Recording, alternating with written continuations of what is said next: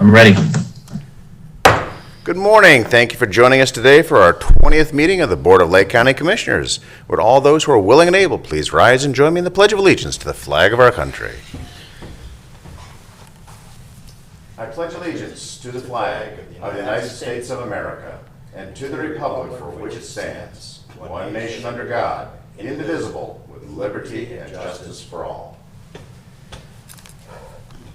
Grant us, O Lord, light to our understanding, prudence in our investigating, foresight in our planning, sincerity in our deliberating, the grace to follow truth in our judgment. Help us to be moved in our decision, neither by fear nor by self-interest, and to do our work faithfully. May we respect the authority vested in us, for thou art the source of all authority, and may we use our directives for the common good and for thy honor and glory. Amen. Thank you. Madam Clerk, roll call, please. Commissioner Serino. Here. Commissioner Young. Here. Commissioner Hammercheck. Here. Okay, I'm going to jump right in, and we're going to introduce our Lake County Health District. I believe our Commissioner Ron Graham is with us. If you would, sir. Ron Graham, Health Commissioner for the Lake County Health District. Thank you for the opportunity today. And we have our Director of Nursing here to explain contact tracing as we move into a new phase of public health for us. And I just want to thank everyone for the communication to Commissioners Jason Boyd, Dave Beckman, Joe Busher. It's been very easy to work in the county. We hired Kurt, and we want to keep that continuing. Yeah.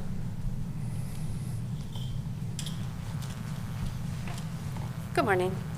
Good morning. Hey. So traditionally, contact tracing has been handled internally, but since COVID has begun, we have seen an increase in cases in Lake County, and in anticipation of businesses reopening and our current case counts, we are basically ramping up the methods in which we conduct contact tracing. So currently we have established a partnership with Kent State University. We are using some of their graduates in their graduate programs that deal specifically with public health. They will be working with us on a part-time basis. They will be paid positions to work with us routinely to be able to help reach out to the contacts of those cases that have been identified as confirmed suspect or probable. We also have our intern program that we do in the summer. And we do currently have 2 undergraduate interns working with us right now.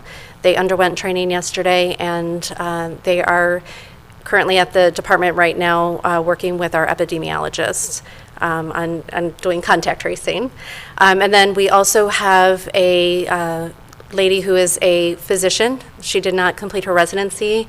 She has transitioned to a nursing program. She's got a lot of experience, but she was also an intern with us that was now hired on to assist with both the epidemiology investigation, but also to work as a contact tracer and as a support to the current contact tracers. That is our initial phase. A lot of our current students, we understand, are going to have to go back to school in the fall. So there'll be an additional phase to that. We've had an abundant number of people who have volunteered their services, both on volunteer and a paid basis. So that will be the next wave that'll be coming in to kind of prepare us as we move into the fall. And nobody wants to hear this yet, but flu season and so forth, because we anticipate we could potentially see more cases at that time. Do you have any specific questions for me? I have, Mr. President. Please, sir. A number of questions. Okay. Thank you for coming in, and Sure. Thanks for the work you guys have been doing during this whole crazy situation. First of all, is the approach you're taking to tracing similar to what most other counties in Ohio are doing? Mm-hmm. Pretty much an analog to. Yes. So there's a lot of confusion about exactly how this is going to work. That's why I asked you to come in this morning. Mm-hmm. I appreciate you doing that. There's, I'm sure, some misinformation, there's misunderstandings, and it's just, we've never had this really at this level before. Mm-hmm. And people are concerned about, private information, they're concerned about HIPAA violations, mm-hmm. they're concerned about what is the process. So you've explained your operational approach, okay? So walk us through a couple of examples of, what the tracing process is, and mm-hmm. what is done with the information that is gathered, and I may have some follow-up questions to that. Sure. Go ahead with that. Okay. So we are notified from various healthcare professionals, or it's the Ohio Disease Reporting System. It's an Ohio Department of Health system that we use to track any disease within Ohio. So we receive notification of a case, and the we call them EPIs for epidemiologists. The EPI will contact that case and do the initial investigation. So this is where we determine symptoms, what symptoms they had, the onset of symptoms, their test results, if they're hospitalized. We get a lot of information about that patient. Once that information is entered into the system, the epidemiologist will share general information, so a name, a phone number, because we have to be able to call that person to identify contacts. And this is shared with the contact tracers in the health district. Everything is, I want to make sure I get this. Jerry, can you turn your mic on? Oh, Sorry. It's not like me to I was not trying to have a write live you a mic. note here, but I couldn't write it fast enough. Sorry. Okay. So the starting point is either a primary care physician who discovers through a test that their patient, but it has to be as a result of a test. There has to be a positive result. not necessarily. Symptoms. So it could be, so a test result is one reason Okay. for a person to become a case. The other reason would be if you were in contact with somebody who is a confirmed case, meaning they had a positive result, but you're displaying similar symptoms, we would label you as being probable. Okay. So But we still need that information to come from a healthcare professional, so, minimally, you would have to have some symptoms. correct. Okay. Correct. It could be if somebody goes into an ER, the ER could be the reporting entity, Absolutely. the health district's epidemiologist, or EPI, as you call them. Okay, so I got that straight, so go ahead, That's please. okay. So the information, that the basic contact information is shared with our contact tracers. Our contact tracers then will reach out to that case to identify anybody that has been identified as a close contact. So as a rule of thumb, it's somebody that you've been with somebody greater than 10 minutes or within close proximity. So we use 6 feet as our determining close proximity. And we go 48 hours prior to the onset of symptoms. Once we get all of those close contacts identified with our case, the contact tracers then reach out to each one of those individuals to explain to them their current situation. We get general information. We don't have to get as much medical information as we would with the initial case. Right. And we educate them about quarantine, what to do if they develop signs or symptoms, who to contact. We ask them as a precaution, even though our first responders are prepared to handle calls, we do ask that if they have to use 911, that they notify them when they make that call to the dispatcher that they've been in contact and they're on quarantine. So you do not require somebody to quarantine themselves? We actually, we do require people to quarantine if they've been in contact with somebody. There are exceptions Right. provided by the CDC and the Ohio Department of Health, for example, healthcare providers. And I'll use myself as an example, if I had found out that I was a close contact to a case and I'm not demonstrating any symptoms, I have no fever, I have no cough, no shortness of breath, I am allowed to go to work. Of course, I'm notifying my supervisor, but I'm allowed to report to work with a mask. And if I identify any of those symptoms that are reviewed with me or I have a fever, I am then asked to stay home. That quarantine is in effect when I'm not working. So I have permissions to go to work to do my job because I'm essential. But other than that, I really do need to stay home. Okay. And then is the health district monitoring when the 14 days are up, you call that person and? So part of the contact tracer's job is after they enter, so there's a couple of databases we work from. So contact tracers, they enter all of their information into, we call it OCTS, it's the Ohio Communication Tracking System. Okay. So that's where they enter all the information for the contact tracer specifically. And once that information is entered, we have a template for letters to send for quarantine, self-isolation, or discontinuation, and they will generate that letter so that it can be mailed certified to those individuals. When the person's 14 days are up, as long as there's no concerns about the risk of spread, any signs or symptoms, they will receive a letter for discontinuation, which is helpful to a lot of employers who have employees that have been asked to quarantine. So if I use another example, we'll use you again. Sure. So you go to Heinen's, right, as I frequently do. And either an employee or a customer is determined who had been in the store, tested positive. Heinen's, because of the use of numbers that you give when you at the register, right, for your frequent flyer stuff, they know who was there that day. They can isolate the time that you were there, right? So, will the health district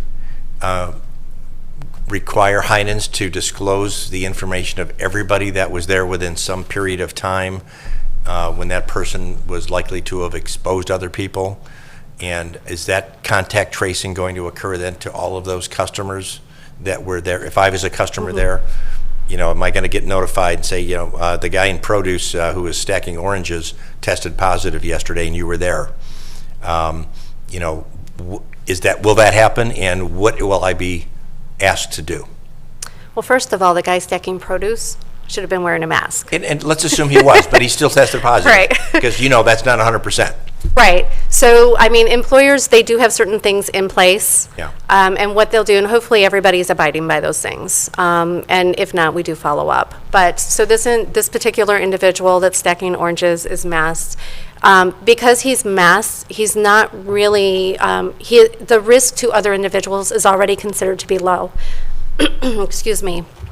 And there are tables that we use, and any one of us can find them on the CDC, that identifies what a person's risk category is. Okay. And in this event, because this gentleman was masked, if you're just walking by that produce section, your risk is minimally, it's low. You would not be perceived as being a close contact, and I would not contact you. Okay. Have there been instances where we've reached out to employers because we need some support? Yes, but they do a great job of making sure that they're identifying who we are to make sure that they're able to give this information. So if it was a customer who wasn't wearing a mask, who turned out to be positive, and through the investigation from your office, you discovered where she was that day, and that she was in Heinen's, and the same time I was there, how would that be different? So the thing is, though, and anybody that you talk to, and this question's come up a lot, just general shopping and passing by somebody, it has to be greater than 10 minutes, Right. and you have to be within close proximity to be a close contact. So just shopping by and passing by somebody puts you at a minimum risk. That being said, there's been a lot of examples similar to yours where somebody has called me and said, I believe I may have been in that environment on that day or at that time. So we want to educate and reassure them. You wouldn't be perceived as being a close contact. However, here are some things you can do to make sure that you're staying healthy. And if anything changes or you have any questions at any time, please let us know. Okay. So your risk would be low in that scenario. Okay. Well, your explanation through the examples helps.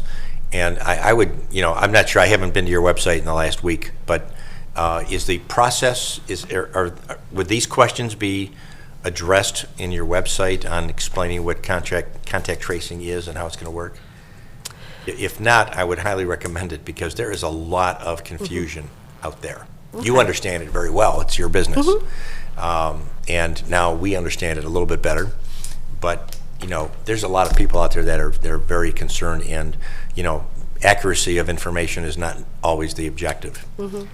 So you might, Ron, you might want to. I'm up to date.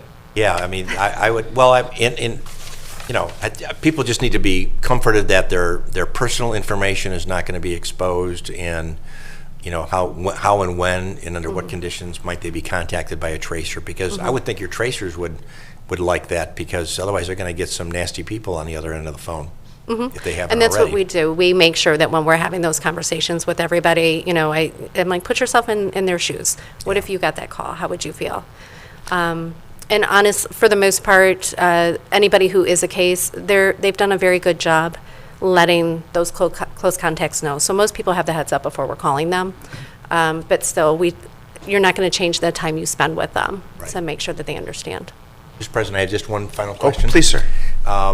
So, on a different subject but related, all this talk about this second wave, Now, we now know in retrospect that the data that was used to first explain what this situation was extremely off base in terms of its accuracy and predictability.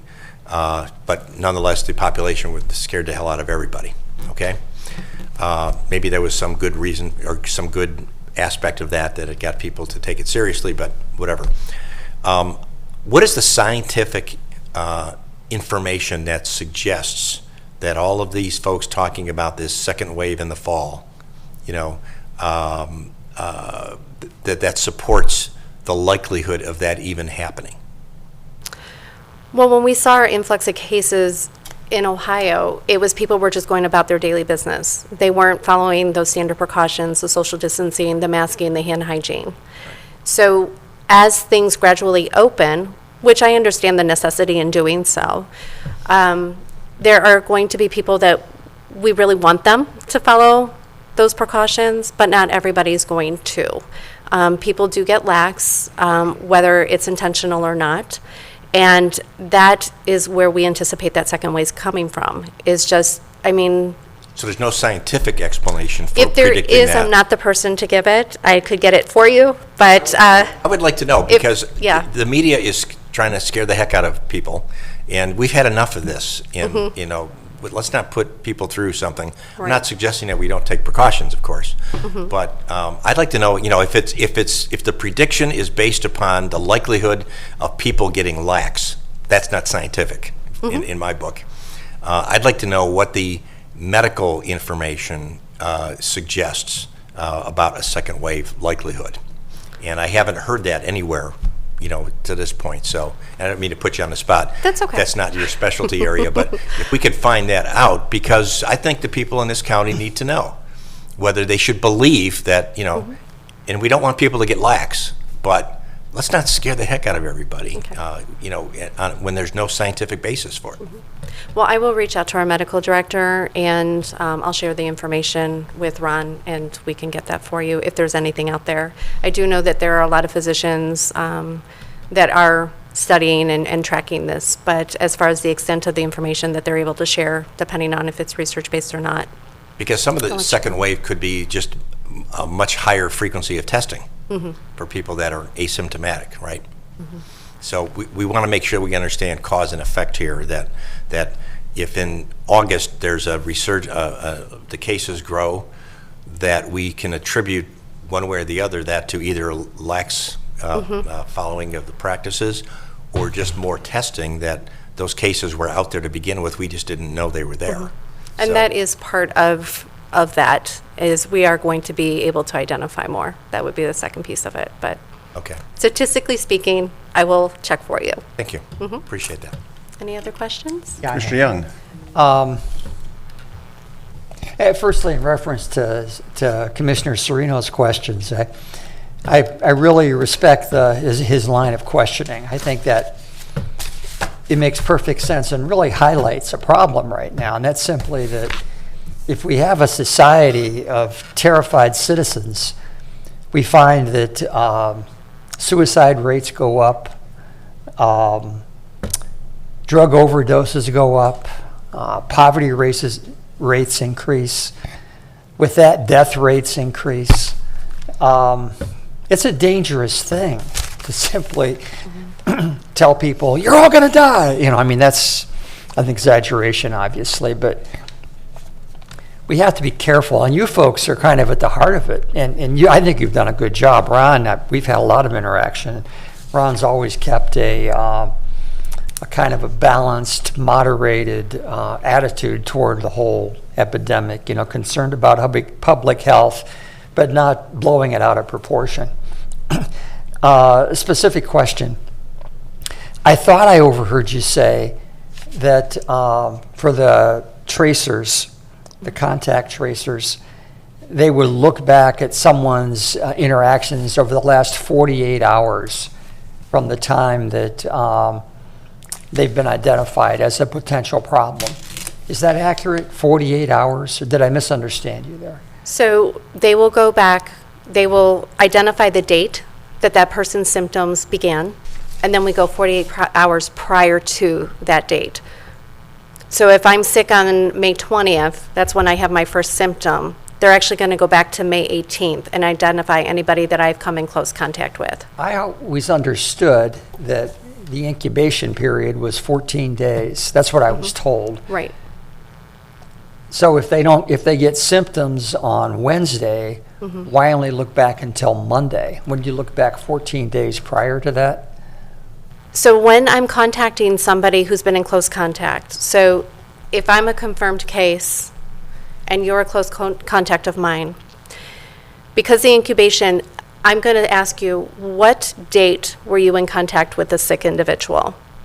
And I want to go 14 days forward from that date, because you have 14 days for incubation to develop that illness. So I'm going to go 14 days in front of that date. The reason I go 48 hours prior to that person developing symptoms has a lot to do with the way the virus sheds prior to them getting symptoms. Does that make sense? I'm sure it does, but I'm not understanding. Okay. So here I am. So let's an example. It's, you know, I've just been told by my doctor that I may have COVID-19. I don't know why. Maybe I have it. Could you, at any rate. Did I have a you test kit. step over by the wall? All right. I have a mask. Okay, well, maybe I need one here. I see Mike putting his mask on back there as we speak. So, okay, it's Wednesday, and I've been told that I may have the disease. So what do they do at that point? They contact me, and they start checking my contacts 14 days prior to that date then, I take it. So, Saying? Or 48 In the hours example that prior, you- 14 days starting. okay, in the example that you gave me, you're the one that's sick. So you're actually my case. You would be what we call self-isolated. The person that is sick is self-isolated. Because you think isolation, they're ill, we're keeping them, they're sick. I need to keep them at home for 14 days. As a close contact, those are people that were within 6 feet for a period of 10 minutes or greater of you being the sick individual. So there's two different investigations that are currently going on. That of the sick person, which is the person that is self-isolated, and that is of the people that are close contacts. And those are the ones that we quarantine. So there's the two differences there.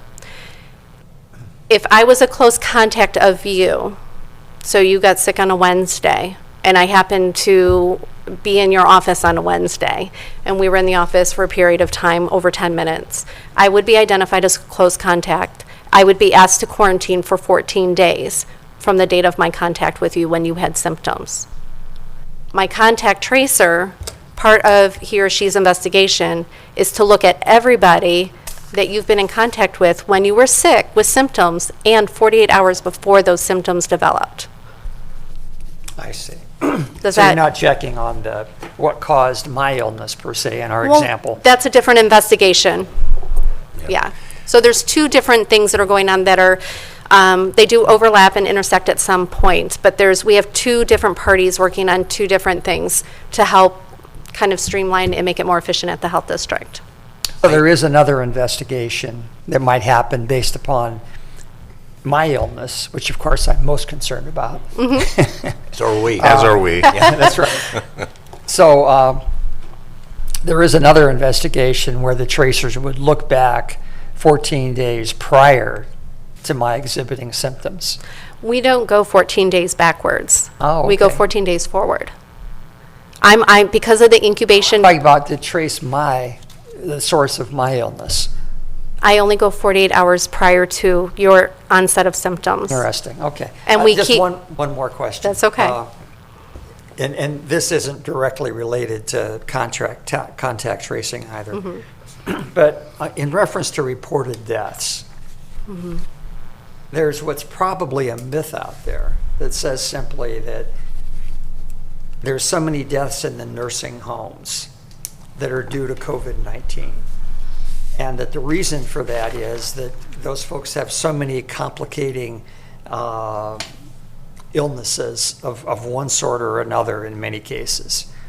And in many cases, they were close to death anyway, and they would have died. from some other problem that they had, but because they had COVID, even though there might be 5 other lethal situations going on in their body at that point in time, it's the COVID that is the reported problem. Otherwise, they died of COVID, not of pneumonia or cancer or, 3 or 4 other things that they might have been pronounced dead from. Is that ever the case? I mean, is it just that because the COVID problem is front and center right now, that it's kind of the reported fallback position as cause of death if someone has indeed been shown to have the virus? A lot of the information when it comes to deaths we do look directly at the death certificate. So it's how it's reported to us. So an example would be if someone had unfortunately passed away, we look at how it's listed on the death certificate. So it could say that it was respiratory complications related to COVID and they had a poor cardiac history. So there could be a series of things that are listed. I can't speak to how other counties are reporting that. It would be wrong for me to do so. But the deaths that we have in Lake County, my verbiage if I have a death, it's related to COVID, complications of COVID, which means that COVID could have been the reason and kind of unfortunately accelerated that process. But we do have to look at how that information is listed on the death certificate. There have been, I'm sorry, Ron. Nope.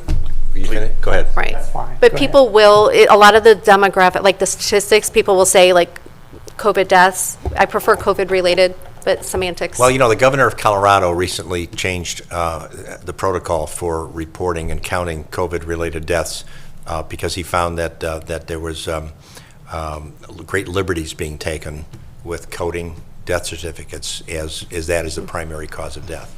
It reduced his death rate, mortality rate by about 25%, as I recall.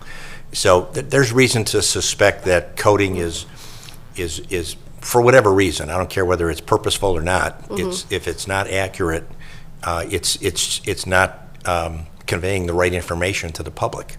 And obviously, the higher the mortality rate, the more scared people get. So let's not scare people when we don't need to. It's largely a discussion for Dr. Kilbar in the coroner's office. to do that. Well, can there not be any guidance from your department? Ron, can you step up to the microphone, please? Thank Yeah, you, that'd be sir. largely a conversation. with Dr. Come up to the microphone. That'd be a large conversation with Dr. Kilbar in the coroner's office on that particular topic.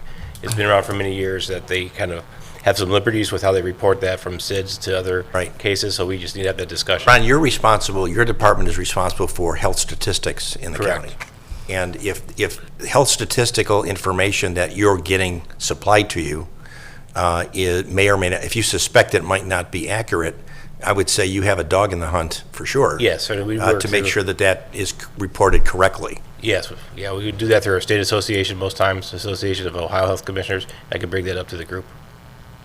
I would strongly recommend that you have a conversation with Comar. Oh, yeah, as absolutely well first, yeah. to see what the guidance is here, because again, the number is the number, whatever it is, but we want to have confidence that the mortality rate in Lake County is correct. Yeah, this incident will spawn a lot of the discussion. We started the Ohio Department of Health, the data committee, right before this happened. Yeah. Because of those kind of situations that we were aware of. So we need to get back in the saddle on that. I have one last question. Due Madam to, President. I'm sorry. No, go ahead. I still- We're- Why am we're- I saying I'm sorry? We're dueling questions. Yeah, that's all right. I've also been told that there may be, in some cases, incentives, financial incentives, due to government funding, programs, new programs, for stipulating that death was due to the COVID virus. Is that ever the case, that Not that somehow I'm nursing aware. homes or doctors may have access to new pots of funding because of expenses incurred due to the COVID epidemic? Yeah, not that I'm aware of. I mean, we really are about data and science and being unbiased. So I'd be very surprised if that's being pushed, at least at the local or state level. Beyond that, I can't speak to it. Ron, Thank you. I'm sorry, Yeah, I do right have, ahead. this Yeah. will be my final question. Not a problem. Go right ahead. Thank you, Ron, thank you. This will be my final question. Absolutely. Ohio made the Wall Street Journal this morning on page A3. I don't know if you saw it. Not yet. But it's what it's talking about. It's not the kind of way that Ohio should be in the headlines. It's long lockdown in Ohio exacts a price, and they're not talking about economics. They're talking about the impact on mental health, on anxiety, relating, increases in things that our prosecutor might be finding himself involved with. Yes. In terms of domestic violence, substantial increase in the use of anxiety medications. And so on. And it's been talked about previously, but now I think we're starting to really see it. And so your department is responsible for the health and welfare of the county. Correct. Not just the COVID piece of it, but everything. A to Z, correct. Yeah, and so tell us a little bit about, what you're seeing, what your concerns are, and what steps you think can be taken or should be taken. Yeah. And I think in discussion with you, with the commissioners, we did that many times trying to open this back up. But we need consistent information. We need local information. Misinformation and overwhelming sources of that information is becoming difficult. What we were trying to do is really look at the system approach. And we've early on in the situation contacted Neomed University, have 4 graduate students now on the project. They'll be looking at the impact of the economics, the impact of health, the impact of mental health, based on our actions at the health district and with the state. And so we want to be able to get that done by the end of summer so we can really attack that at the legislative level or at the local level. So we have mental health providers in Lake County. We have counselors, we have psychologists, We have a psychiatrists, et great cetera. system in Lake County, correct. And so we have good people that know, but they may need some guidance on, how to help patients deal with this thing. Yes, And is yes. that something that you would bring to the party, or? Yeah, we work with the Adams Board, the Alcohol, Drug, Mental Health Services, but absolutely. We just worked with Mike Mattoni to get them some PPE to make sure that their counselors still feel, Right. safe to work with the I'm the particularly public. concerned with interruption in rehab programs. Oh, absolutely.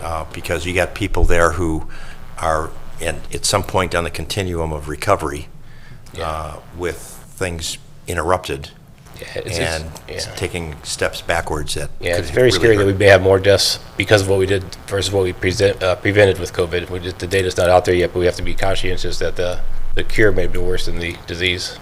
We just don't know yet. According to our coroner, in 1 week alone, we had 8 deaths due to the Opiate. overdoses. And Yeah. one of them in particular was a guy that had been in recovery for 3 years. He was part of group therapy, interaction to get over his problems.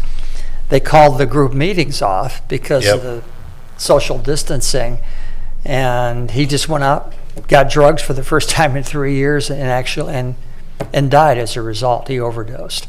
So it was just a direct link Yeah. to the social distancing situation. Thank you. The social distancing is always wrong, or it's bad for society in this case.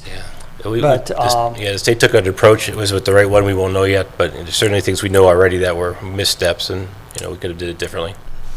And again, I've really enjoyed your openness. You and I were close to a number of things, and Yeah. Thank you. I think we helped move the ball forward a bit. So I truly hope so. We'll continue to do so. Great.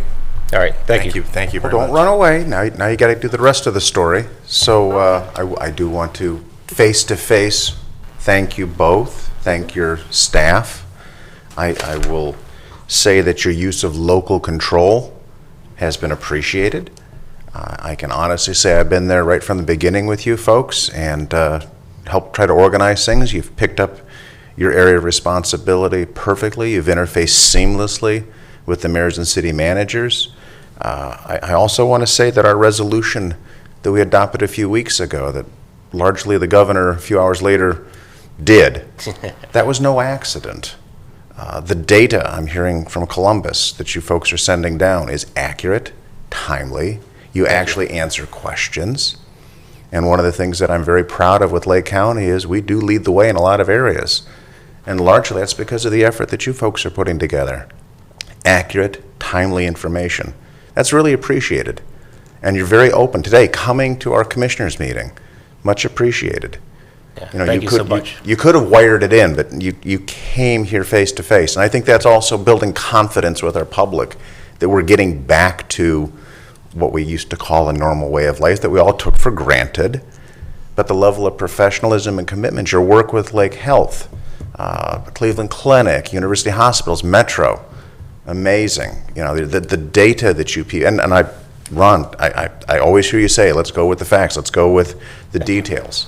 I think very early on, I described you as our General Eisenhower and Joe Busher was our General George S. Patton. You know, and that's like, okay, you guys fell into that role. And you've been there from the very beginning, you know, the sage voice giving reason and some facts. And to that, I thank you. That's much appreciated. The detail, I can't overemphasize that. I'm not hearing complaints, I'm hearing concerns, but you folks always deal with those concerns. Thank you. That means so much to us in the Board of Health and Lake County and the residents beyond that. And it's very important what we did to date. It's even more important what we do tomorrow. And that's really where we need to focus on. So I appreciate the criticism, the positives, every both good and bad, for us to improve public health. It's all constructive. Absolutely. Thank you so much. Appreciate it. Bless Thank you. you. Thanks Good day. for Thank you. Thank you. All right, now speaking of on the lighter side, if we could move into our, I believe we have a presentation for our 2020 Clean and Green Lake County logo contestant winners. Jennifer, we got that? Mike, can we roll that? Here we go. This is the first one. This is the overall winner that you picked. And the second one and the third one will be coming. Yeah, there you go. You ready? There we There it go. is. Look at that. Oh, then again, they're on the. Yeah, sorry, it's on. okay, this is what happens when you get a couple of old guys who hold up the picture while the slideshow's going on. We'll hold it up afterwards. I'm not in that old guy group. Yeah, that would be Ron and I held that up just for the viewing and listening audience. Look at that.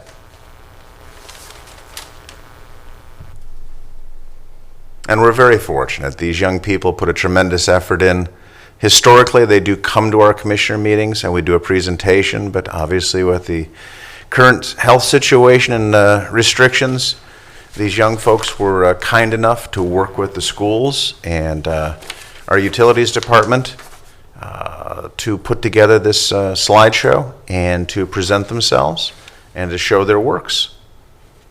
And once we're done, Ron and I will yet again lift this up and proudly show what the actual winner is going to look like. I'm worn out. Okay. Okay. And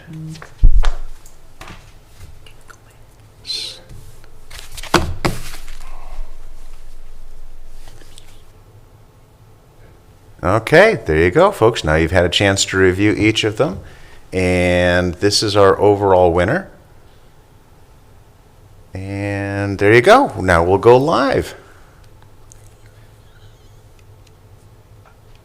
Although I'm sure the viewing audience would much rather see these fine-looking folks rather than stare at us. All right, and switching back, Ron, if you'd assist me. Absolutely. And if we could, this is the winning artwork, which will be proudly displayed on our wall here in the Commissioner Chambers. There you go. Oh, hang on just a second. We're getting our technical person giving us that one-finger salute, but it's the index finger. We're good. I suppose I should be careful how I word things. Here we go. Okay, we're good. There we are. Thank you. And can I just mention that the overall winner was Casey Heel. She's in grade 6 from the Willoughby Eastlake School of Innovation. Absolutely. Madam Clerk, thank you for assisting in putting that presentation together. You're welcome. Your efforts were truly exceptional. And Mike, once again, thank you for pushing all the right buttons. Okay, with that, I believe we can now move into our resolutions portion of our meeting. Madam Clerk, if you would, please.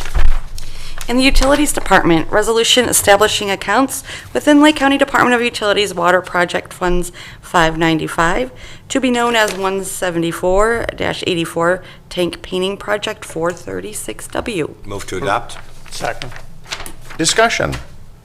None being heard. Madam Clerk, roll call, please. Commissioner Serino? Yes. Commissioner Young? Yes. Commissioner Hammercheck? Yes. Resolution accepting a 3-year maintenance bond in the amount of $19,602 for sanitary sewers for Ridgewood Greens Phase 1 subdivision in the city of Mentor, job number 18-77. Move to adopt. Second? Discussion. Yes, I need a key. I'll get it. Oh, okay. As all of us gentlemen jump to open the door. One moment, please. Okay, keep going. Okay, do we have a motion, and or where are we Yes. at? Move to adopt. We have a motion and a second, and I'll take roll Okay, call. thank you. And we're now in the discussion portion. Any discussion? Nope. None being heard, Madam Clerk, roll call, please. Commissioner Sereno? Yes. Commissioner Young? Yes. Commissioner Hammercheck? Yes. Resolution transferring cash from Lake County Department of Utilities Water Operating Fund and Sewer Operating Fund transfers out to OWDA Bond Retirement Funds transfers in. Move to adopt. Second? Discussion. Just a quick mention, that's a significant amount of money, almost $2 million on the transfer out, so we're making tremendous progress. With that, Madam Clerk, roll call, please. Commissioner Sereno? Yes. Commissioner Young? Yes. Commissioner Hammercheck? Yes. And Job and Family Services Department, resolution approving Lake County Department of Job and Family Services vouchers, date of warrant June 5th, 2020, in the amount of $58,698.21. Move to adopt. Second. Discussion? None being heard, Madam Clerk, roll call, please. Commissioner Sereno? Yes. Commissioner Young? Yes. Commissioner Hammercheck? Yes. And the Commissioner's Office, resolution authorizing amendment number 2 to the professional services agreement between the Lake County Board of Commissioners on behalf of the Lake County Stormwater Management Department and Hull and Associates Incorporated for the Brightwood Lake Dam Removal and Stream Restoration Project through the Water Resource Restoration Sponsor Program. Move to adopt. Second. Discussion. I believe we have our Stormwater Director. Would you care to give us an update on this? This has been a project long coming, but sounds like we're finally getting to the closure point here. Well, we're not getting quite to closure. We are getting Close, close all to right. construction. So That's this First amendment. step towards closure now. Come Yeah. on now. So this amendment number 2 to the professional services agreement will allow Hall and Associates to assist us in choosing our design-build team and then going through project administration and also administration through construction. We had requested statements of qualifications from different firms that were interested in the project, and we received those approximately 4 weeks ago. We had 9 interested firms, well, I should say teams, design-build teams that had submitted statements of qualifications. We put together a team of folks from our office, Soil and Water Conservation District, Hall and Associates, and we scored or ranked those 9 statements of qualifications that were submitted. We then selected 3 of the firms, the design-build teams that we felt were the most qualified to complete the project. We have requested proposals from them. The proposals are actually due to our office by tomorrow afternoon, so we will then put together our team that selected these 3 firms, and we will rank the proposals to actually come up with a design-build team that we can award the contract to for design-build services to remove the dam and then go into the stream restoration. We are still hopeful that we will be able to get the dam removed by the fall, and then go into the stream restoration going into the spring of 2021 and summer of 2021. All that is predicated, however, on getting approvals from Ohio EPA, and that we may be in somewhat of a holding pattern, obviously due to the COVID-19 pandemic. Folks down at Ohio EPA have been working remotely from home. They don't have access to a lot of their files. They're slowly coming back online, but we do need some significant approvals from them before I would feel comfortable entering into a contract with the design-build team and letting them loose to start any design. So once we get that information from Ohio EPA and we get those agreements and approvals, then I will be putting forth something to the board for you to approve and enter into a contract with this design-build team. And by way of background, for those who may not recall it, this is new to them, this dam removal and stream restoration, there is a life safety component to this, the downstream? That is correct, Commissioner. The dam is considered a Class 1 dam by the Ohio Department of Natural Resources, and one of the reasons for that classification is that there are 3 homes across the street from the dam, across from Prouty Road, that are considered in the breach inundation area, and should that dam fail, there is a potential loss of life. Hopefully that will not happen, but that is one of the classifications, and kind of what brought this whole project to fruition is the 9 dam owners were responsible for, I think the last estimate was upwards of $5 million in repairs to the dam to bring it up to Class 1 standards, and they simply just, that's unimaginable to be able to come up with that kind of money.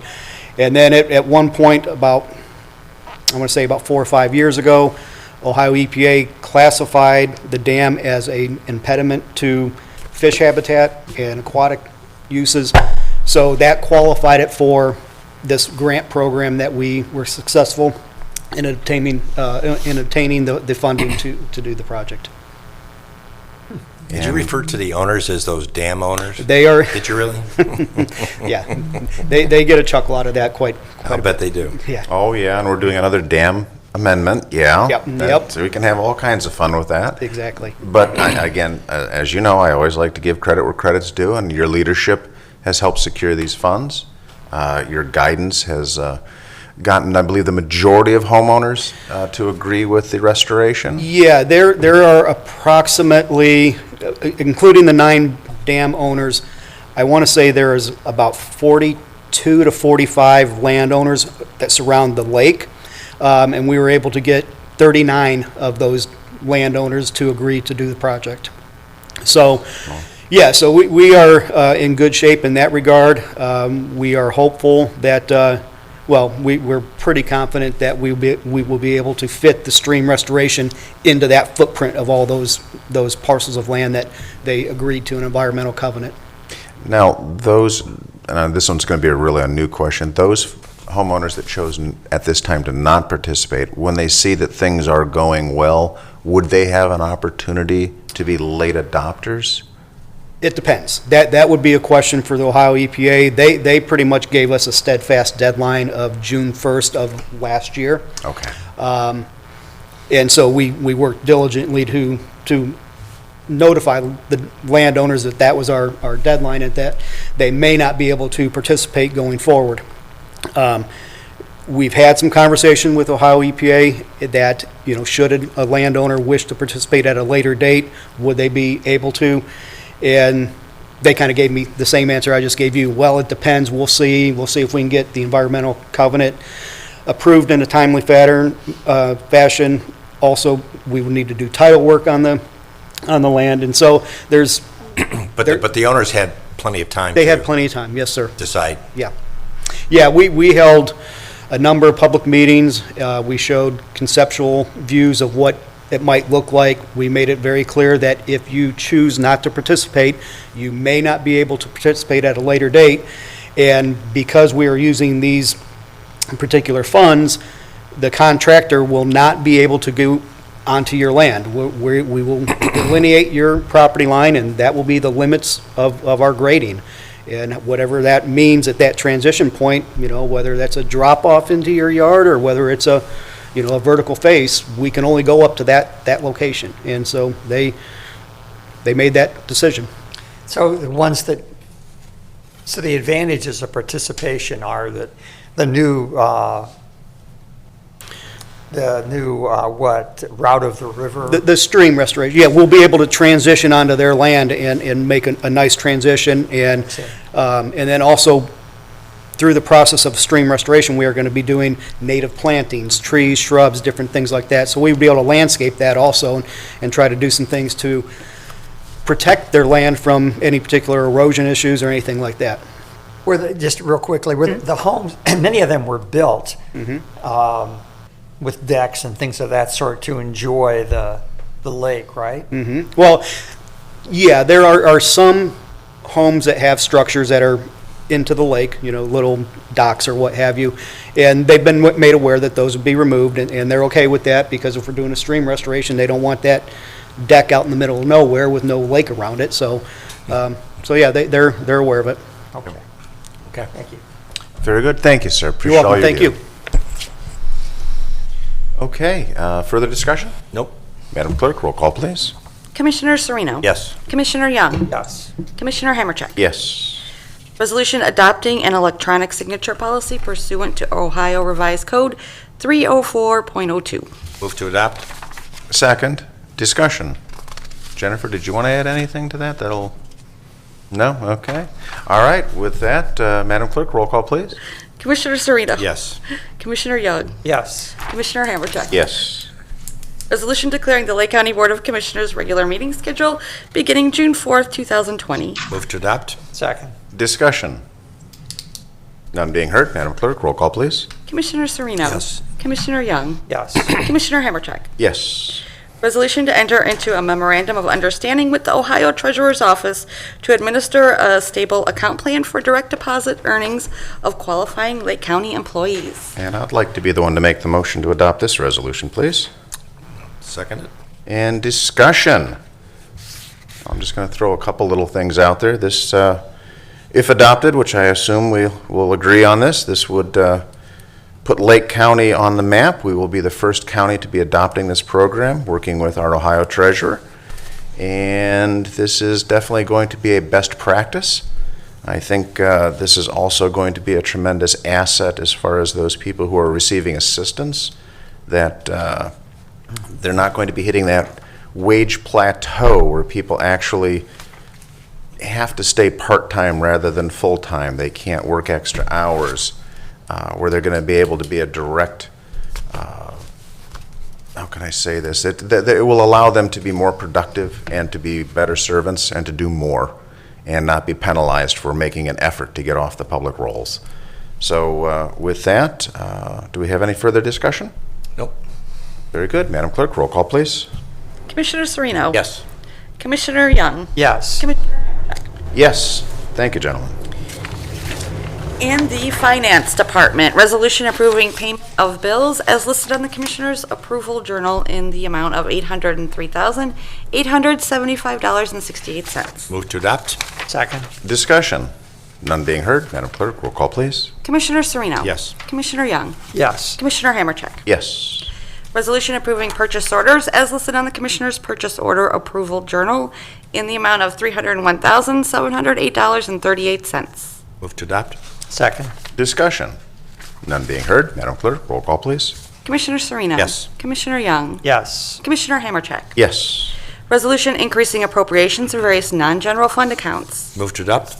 Second. Discussion. None being heard. Madam Clerk, roll call, please. Commissioner Sereno? Yes. Commissioner Young? Yes. Commissioner Hammercheck? Yes. Resolution transferring cash and appropriations within various general and non-general fund accounts. Move to adopt. Second. Discussion. None being heard. Madam Clerk, roll call, please. Commissioner Sereno? Yes. Commissioner Young? Yes. Commissioner Hammercheck? Yes. Okay, we are now at the Departmental Reports portion of our meeting. I do have hopefully get a little bit of an update here for utilities, our 2020 special collection. That'll be taking place at 1301 Mentor Avenue, Painesville Township.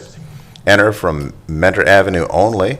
It's going to be for residential waste only. Business waste is prohibited. There's also a hazardous waste collection June 6th and October 3rd at 9 a.m. to 3 p.m. All of this information is available on the Lake County, you can go right to our Lake County website or to the Lake County Department of Utilities tab. We've also got the electronics collection. That's going to be August 15th. We're going to have a television collection, which is separate from the electronics because of all the weight and glass that's out there. That's going to be, again, August 15th. And we've got a tire collection. That has, in fact, been canceled for 2020 due to the COVID-19 restrictions. Jason, did you want to add anything to that? Jason Boyd? No. All said, Commissioner. Very good. Thank you. And let's see. I will move now to our county administrator. Jason? Yeah, thank you. Good morning, Commissioners. A couple good news updates. At 12 o'clock this afternoon, the Lake County Business Assistant Program application portal will be live for local businesses to begin the pre-application process. Last week, you guys made the formal introduction. We've reached out to all of our economic development officials here in the county. The Lake County Development Council is helping us spread the word. I know Rhea Benton and our third-party consultant have already received a number of inquiries about the program. So this is good news. Beginning today at 12 o'clock, the portal will be open. There will be a link at the very top of LakeCountyOhio.gov with the title Lake County Business Assistant Program app, and that'll take them right to the page, one-stop shop. Second thing is, I think the commissioners, as we continue our gradual reopening of county operations beginning Monday, June 1st, the county campus will be open to the general public. As you know, we have been open, but by appointment only, beginning June 1st, with the exception of two agencies. JFS will continue to work in a hybrid fashion. So residents are encouraged to call their office, and the building department will maintain appointments until June 15th as we finish up the incorporation of our new software program. But on June 1st, the county will be open from 8 to 4:30 for county residents and businesses. A couple minor modifications. We will maintain one primary ingress point at the new administration center, where you will be screened by a sheriff's deputy, similar to the courthouse procedures, and asked to sign in on our visitor log, note where you are going. But beginning Monday, we will continue our migration back to business as normal here in Lake County. And we will continue to evaluate the trends as we go through the summer. But we will, for the time being, keep the one point of ingress and egress into the county campus. Those are my two updates that I have, Commissioner. And for the record, at the appropriate time, I also have one public comment that you received this morning. Okay, and Jason, I just want to say how pleased I personally am with the effort that you're putting in. You've worked extremely well with all three of us. You've worked extremely well with the other elected officials, our staff. I know you've worked closely with Ron Graham over at the Health District. This plan does reflect our desires and the needs of our public, and we've, I believe, found a reasonable balance there. So I give you high praise for your efforts as well. Gentlemen, do you have anything? No, I agree wholeheartedly. Yeah? Thanks. Jason, thank you. All the way. Okay, finance, I will just give a quick update. Again, we remain in a strong financial position. We are looking at approximately a 5% reduction in budgets. We're working with our staff and the other elected officials at this time. So we're making some adjustments to the situation, but again, we are still holding the line and providing as many necessary services as are humanly possible. And Madam Clerk, you are up. Wonderful. I just wanted to mention that after the commissioners' meeting, I will be posting the summer's, the commissioner meeting schedule for the summer, which will be June, July, and August. So I'll be posting that on the website. She's just happy we have more than a meeting out. And, you know, we were just doing one meeting at a time there, and That's right. that was challenging for you. It was. It worked out great, though. And also, I wanted to mention that the Clean and Green logo contest winners, I'm also going to post those on the website. So if anyone missed them or they didn't come through well, Well, do you you'll be mind able to giving see their them. names? That was totally my fault when we were doing the presentation. I apologize. Sure, Do you no- mind giving out their names? No problem. The overall winner was from middle school, and it was Casey Heel, grade 6, Willoughby Eastlake School of Innovation. The elementary school division winner is Savannah Brown, grade 4, from Melridge Elementary. And the high school division winner is Clara Maruna, grade 11, from North High School. Jennifer, thank you. And Mike, thanks again for putting that video up there. And my apologies, I probably should have said that. We should have been reading them, so. For that, Jennifer, I thank you for getting that in there and entering it into the official record. You're welcome. Okay, thank you, Madam Clerk. Okay, moving on to legal, sir. No reports, Commissioner. Thank you, sir. Old business, do we have any old business to come before the board? New business, do we have new business to come before the board? I did. Jason, I'm sorry, Jason Scott, I think this is where your question or your comment might come in? Or your Yeah, I have a public comment that was submitted. Yes, For the sir. record. Can I go ahead and add that? Yes, please, sir. This is from Mr. David Lima for the public record. Commissioners, please refrain from minimizing the severity of this pandemic and the devastating results affecting 1.7 million cases and over 100,000 deaths in the United States. Period. Thank you. Thank you, sir, and thank you to Mr. Lima. Okay, new business, Commissioner Sereno, I believe. Yes, just a real quick item. I had the privilege this morning before our commissioners meeting of attending the JAGA commissioners meeting, and had a chance to share with them sort of what we've been doing relative to COVID and our loan programs and so on, and talk a little bit about, you know, kind of our thoughts about budgeting in the future and that sort of thing, get their perspectives as well. They were appreciative of the update. I know that that Jason speaks regularly with his counterpart in Geauga, so we have that good communication going between the two. I reciprocated and invited them to come to any one of our meetings as well to fill us in on what they're doing. But it was a good opportunity in 15 minutes or so to kind of share what we're up to and brag a little bit as well, and kind of see what they were up to. So it was a worthwhile 15 minutes. Thank you, Mr. President. Excellent, thank you for the update. Commissioner Young, anything? No, I would just say, well done. Well Indeed. done. Well done, Commissioner Sereno. Thank you. Quick under new business, quick update. LeadCo did get approval from the Ohio Power Citing Board for the construction of the wind turbines off the shores of Cleveland. Unfortunately, there was one little poison pill that got snuck back in. From dusk to dawn, the turbines would have to be turned off, which at this time makes the project not cost effective to proceed. So there is an effort to go back and amend the approval. The interesting thing in the approval was that although they added this provision during negotiations, it was stipulated that this would not be a part of it. It was discussed early on. It was pointed out that this would make the project not cost effective to proceed, and somehow it got snuck back in at the end. So we are working to try to get that turned around, but that's the update regarding LeadCo. That's the Lake Erie Energy Development Corporation. I also do have a nice thank you letter. I always like to read these in. This is from the Village of Grand River. Dear Lake County Commissioners, it is with heartfelt thanks that we accept on behalf of the Village of Grand River the 2012 Chevrolet Impala from the Lake County Sheriff's Office, as well as the Lake County Commissioners for use by our police department. This gift will be used by law enforcement professionals to continue to keep taxpayers and officers safe while they enforce the laws of the state of Ohio. As elected guardians of our community tax dollars, it is refreshing to see different levels of government working together. We truly appreciate this gift.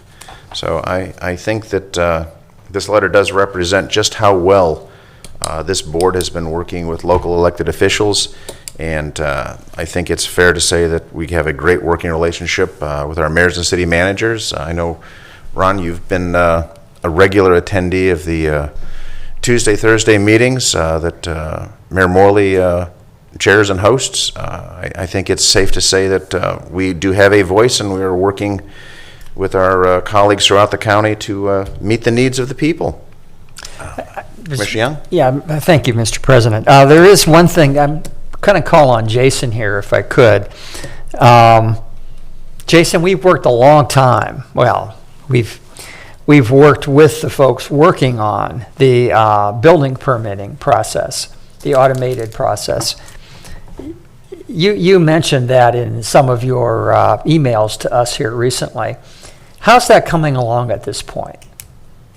That's really important. Yeah, thank you, Commissioner. Go right ahead. Yeah, thank you, Commissioner. We are almost there, and I mean that like starting maybe next week, we will begin to. I just got an update from Joel DeMar this morning to begin issuing our first phase of permits through the new iWorks software, which will be kind of, as Commissioner Hammercheck uses the word, interoperability, where all of our reviewing agencies will be able to access this portal, and most importantly, make it easier on our developers and citizens who are in need of a various permit within county operations. I think Commissioner Hammercheck happened to be in the office a week or two ago when there was some training going on with our building inspectors. I'll defer to him, but we're getting really good reviews internally. And we said in the second, beginning of third quarter to go live, and we're right on that mark. So thank you for bringing it up, Commissioner. Yeah, John, you've been at this from the beginning. It's been a project that's almost 4 years in the making. It was one of the first things I tackled when I became a commissioner. And Jason, yes, thank you. Yes, I was fortunate enough to be able to sit in on the training session, the most recent one with our building department. It was a pleasure to watch the staff embracing the software, having an open and candid dialogue with the software engineers, and making sure that they're getting it right. I know permitting is something near and dear to Commissioner Young, but again, the interoperability, the ability to communicate between departments and share information, the checks and the balances, the permitting is going to be just expedited. We are well ahead of other counties, especially in these difficult times where many things need to be done virtually. The ability to proceed electronically, it's impressive. And I have to say, iWorks has been not only the most cost-effective vendor, which is, again, why it took so many years to get this figured out, they've actually been the most responsive. And we are, again, here's a continuing theme, we are becoming one of their premier customers, and we're not even online fully with them because of the amount of information that we brought forward, the requirements, and again, I'm going to use the phrase, best practices that we're insisting on adhering to. We're actually making their software better, and they're very grateful for that. Their team, amazing. Absolutely a pleasure to work with them. Jason, do you have a comment, sir? Yeah, thank you. I don't know if Sam Miller's still in the audience, but He is. A lot of times, some of our staff doesn't go recognized, and two of his young men did a lot of the groundwork on late last year. So just want to pass my thanks to Tim to pass along to his guys. So thank you. No, well said, because the buy-in across so many different platforms, across so many different directors and their staff, it has been impressive to watch, and the level of internal coordination and cooperation. We had a true commitment to get it right, and we had received thoughts and suggestions from other vendors, $700,000, $800,000, and I believe this vendor came in under 50, and it allowed us room to be able to add modules and do more in a far more cost-effective manner than any other vendor. Jason, did you want to comment on that? The cost-effective component? Yeah, definitely. We looked at this years ago, prior to my role today, and when I was the planning director, and the numbers they simply weren't palatable for the cost benefit. We kept digging along. Dan Donaldson from Stormwater was very persistent, and I mean that in a good way. And we finally found a vendor that, as in all software, as you guys know, I'm sure there'll be some hiccups in the road, but it seems like we've got a good relationship going with these folks, and it'll be a good accomplishment. So thanks. No, good point. And I would be remiss if I did not say the efforts of Dan Donaldson. He and I worked together as councilman back in Madison Village and working here in our current roles. His insight and participation in helping organize, passing things off to Joel DeMar, who really picked up the torch and worked so well with so many. Again, I can't overemphasize the value that's being delivered to the people of Lake County. When this comes out, it's going to be unprecedented and very exciting. Ron, did you want to? Oh, no, I think you said it all. Thank you, sir. Very good. And one last thing, opioid litigation. If you want to take a look at our commissioner's webpage, I believe we've got a press release up there that's going to detail it, so I don't need to go into all of that, but Lake County is one of the bellwether counties. The amended complaint, I believe is what it's called, has been unsealed, so the public can take a look and see what's going on. But Lake County, again, out in front, and this is a national effort to hold the responsible parties accountable for their actions. Do we have any further new business to come before this board? Very good. With that, I will entertain a motion to adjourn. So moved. Second? Discussion. None being heard. Madam Clerk, roll call, please. Commissioner Sereno? Yes. Commissioner Young? Yes. Commissioner Hammercheck? Yes. Thank you for joining us today. This meeting stands adjourned.